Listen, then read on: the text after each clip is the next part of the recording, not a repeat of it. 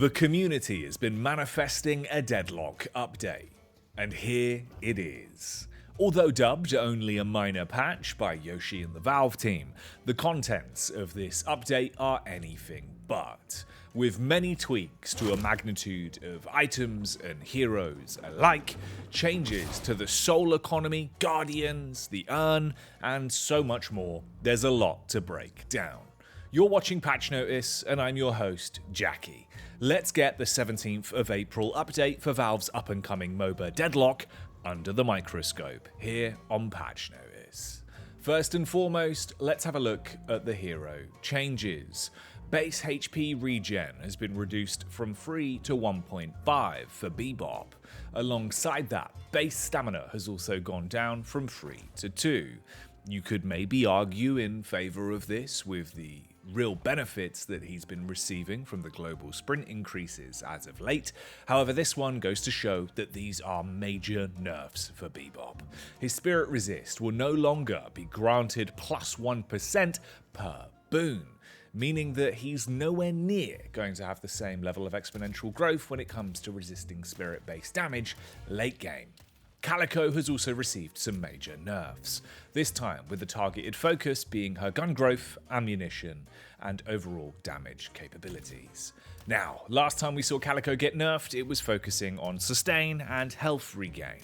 This time, they've tackled the root of the issue by bringing her ammo down to 9, changing her gun growth by reducing it by 25%, and even tweaking her gloom bombs, with the tier 1 and tier 2 being swapped. So it now means that you'll have a slightly quicker cooldown earlier, with only one skill point being invested, whereas if you want the additional plus 20 damage to really give you a spike on those gloom bombs, you're going to have to wait a little bit longer and invest a few more skill points. Grey talon has also been changed.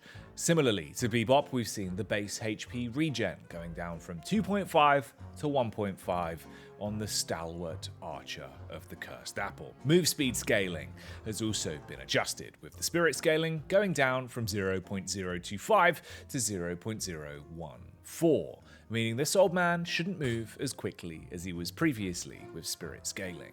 Charge shot has also had some across the board nerfs. Let's have a look at what Valve have done. Firstly, they've reduced the damage by a flat 10, down from 100 to 90. Spirit scaling again here is going to be focused on, with it going down from 1.6 to 1.2. Tier 3 will have its spirit scaling, however, increased from 0.09 to 0.13. I'm curious to see how this will now feel when going up against a Grey Talon in lane. Moving on from that though, let's have a look at the haze changes. And I actually quite like these. Sleep Dagger will now cause the target to be unable to slide whilst drowsy, with that effect that persists for a few seconds after initially being dagged by the dagger.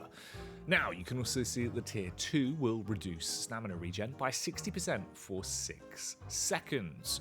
All in all, I think those are great changes to add more viability to the Sleep Dagger, an important part of Haze's kit. Bullet Dance has also had its fire rate increase by 5%, up from 30 to 35, and its cooldown has gone down by 10 seconds on the tier 2, so that will reduce Bullet Dance's cooldown by minus 50 seconds now.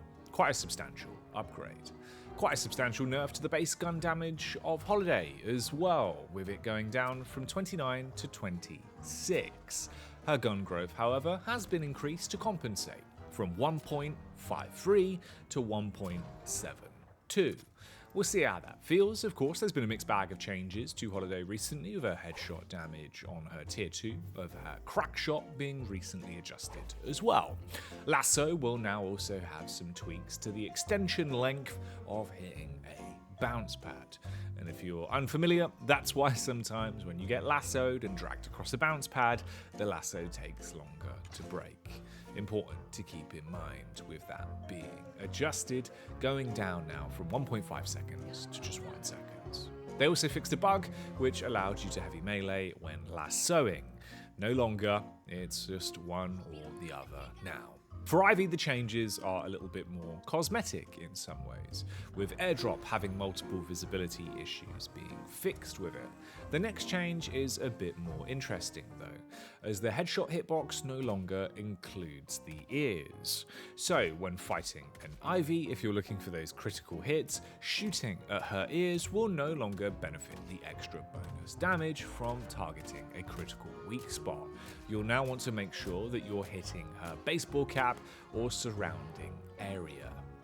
Spirit Resist has also been changed on Kelvin. The base resist has gone down from 15% to 0%, with his Spirit Resist now going up 1% per boon. So I guess we know who stole Bebop's bonuses. Base sprint speed, however, has also been reduced, down by 0.5 from 2 to 1.5. Frozen Shelter also had a couple of tweaks inside of this update, with the cooldown going up by an additional 10 seconds to 140, and its tier 2 cooldown increase going up from minus 40 seconds to minus 50 seconds to compensate for that investment of skill points for cooldown reduction. Lady Giest just had the one patch note inside of this update, saying that they fixed some bugs with Life Swap.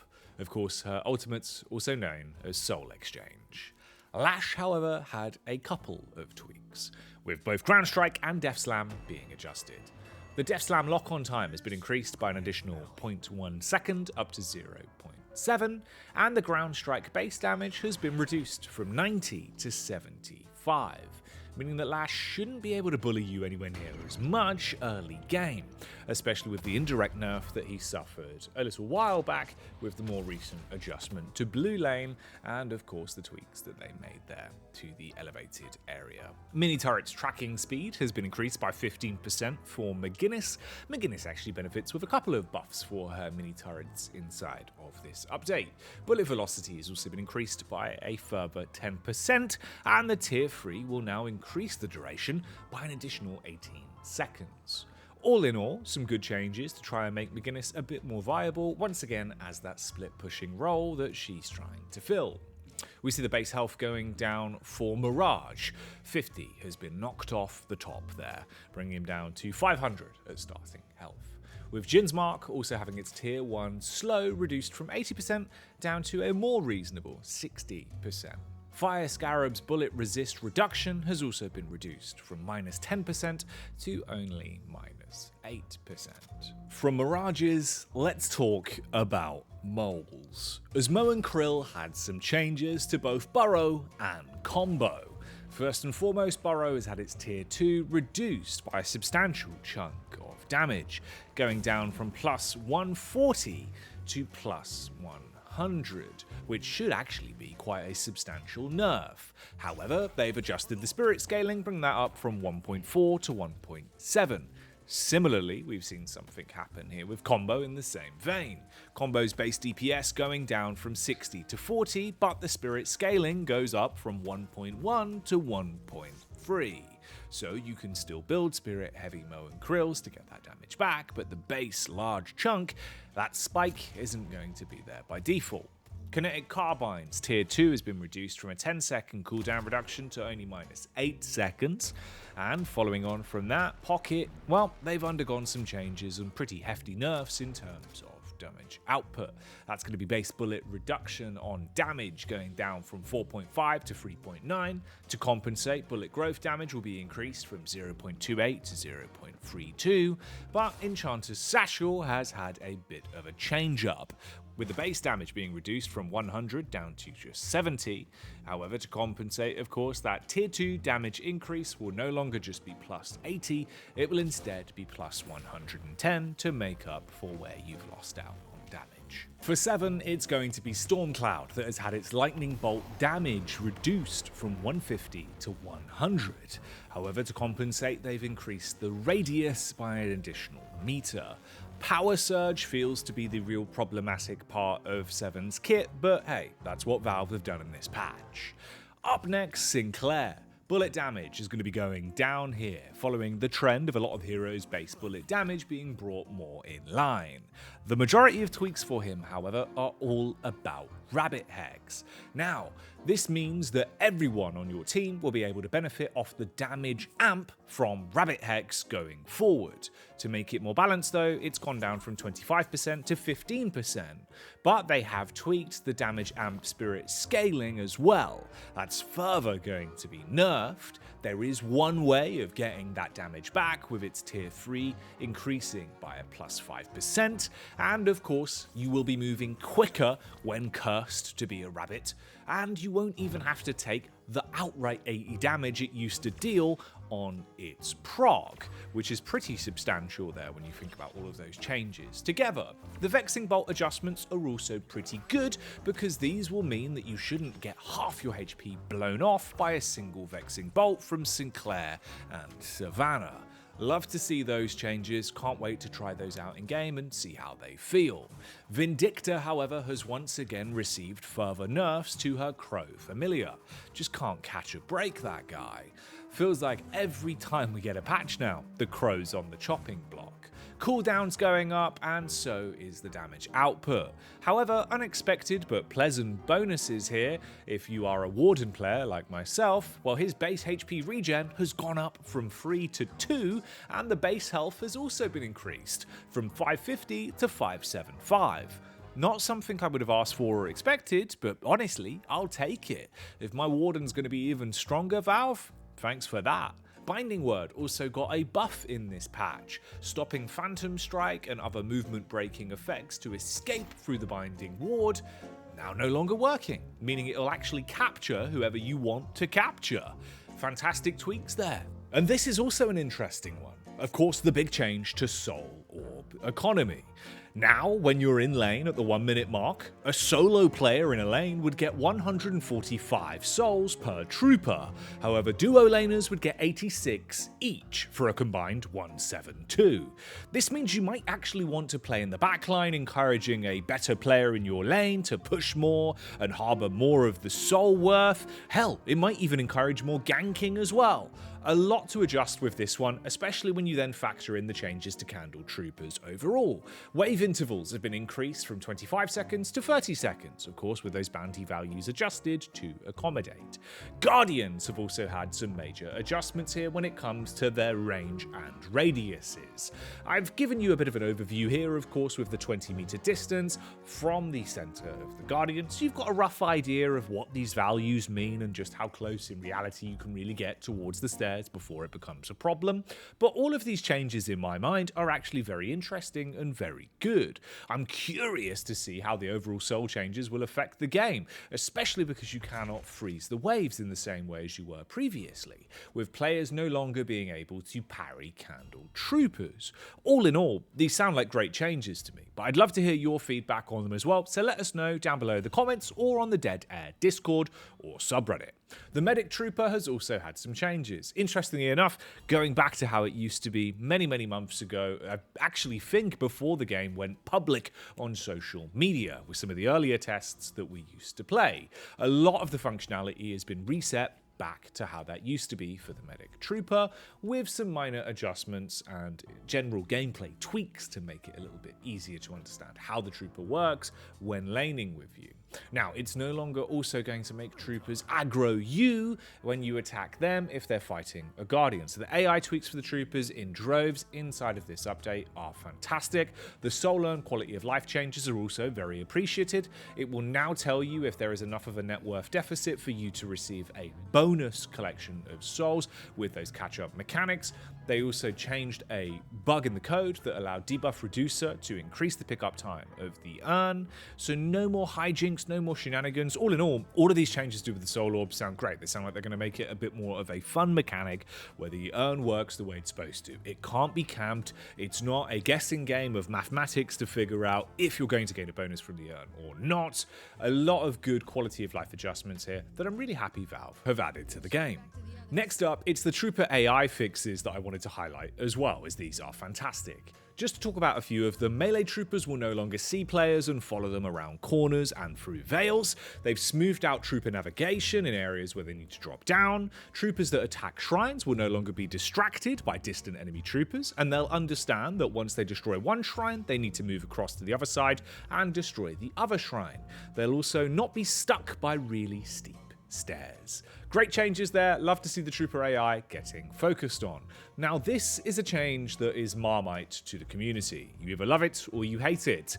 I'm on the side of thinking, look, I never really used HMC, it was never really for me. I always found it a bit annoying when people would get away with a heavy melee cancel, flying 7 miles off into the distance, but I know some people in the movement community really love it. However, Valve have nerfed heavy melee cancel. The momentum, especially when sliding or jumping, has been completely thrown in the bin. Something to be aware of if you're buying heavy melee cancel items in future. Now, let's talk about the Curiosity Shop items themselves then, as there has been an abundance of changes. Up first, Hollow Point Ward. Hollow Point Ward has had its Spirit Shield reduced from 95 to 70, and its weapon damage being reduced from 20% to just 18%. Healing Ray also underwent some changes, with its total HP regen being reduced from 370 to 350, and its cooldown going up from 64 seconds to 70 seconds. Healbane had its heal on kill changed from 350 to 275 HP gifted back to you, and of course we saw changes to numerous barriers. Enchanted Barrier has gone down from 300 to 250 when it comes to Spirit Shield Barrier. We also saw Combat Barrier going down from 325 to 275 on the Bullet Shield Health. Now, Divine Barrier was nerfed in a bit of a different way this time.